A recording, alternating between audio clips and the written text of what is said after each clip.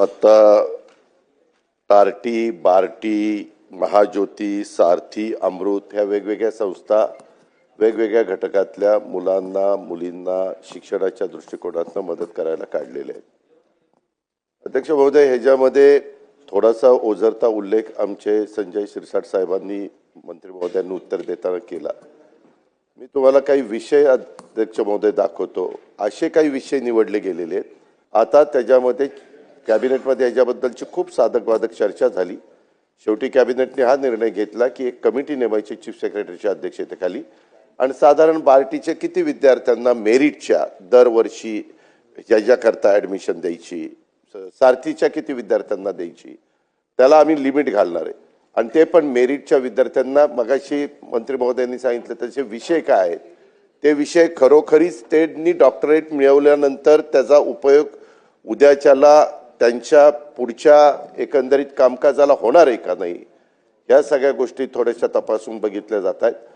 तर आता जे मागं झालेलं आहे ते झालेलं आहे, ते आता उकरून काढण्यात काही अर्थ नाही.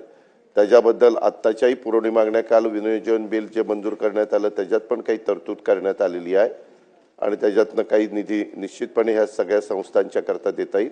पण मी सभागृहाला सांगू इच्छितो, सभागृहाच्या मार्फत सर्वांना सांगू इच्छितो, राज्याला पण, की त्याच्यामध्ये लिमिट ठरवलं जाणार, लक्ष्यांक ठरवलं जाणार आहे की बाबा किती विद्यार्थ्यांना जायचं. जसं परदेशात जाताना आपण 75 विद्यार्थी ह्या घटकातले आपल्याला मेरिटचे पाठवायचे, तसं ह्याच्यात पण आपण मेरिट लावतोय.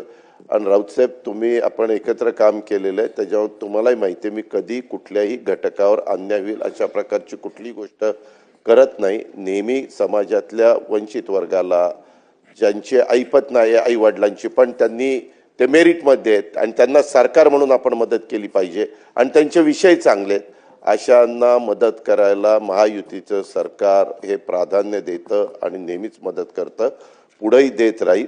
आत्ता जो विषय तुम्ही उपस्थित केलेला आहे त्याच्याहीबद्दल मी एकदा शिरसाट साहेबांना सगळ्यांना घेऊन बसतो. साधारण किती लवकरात लवकर हे पैसे सगळे रिलीज करता येतील, आत्ता 31 मार्चपर्यंत काही करतो आणि बाकीचे रेग्युलर बजेटमध्ये करून देतो.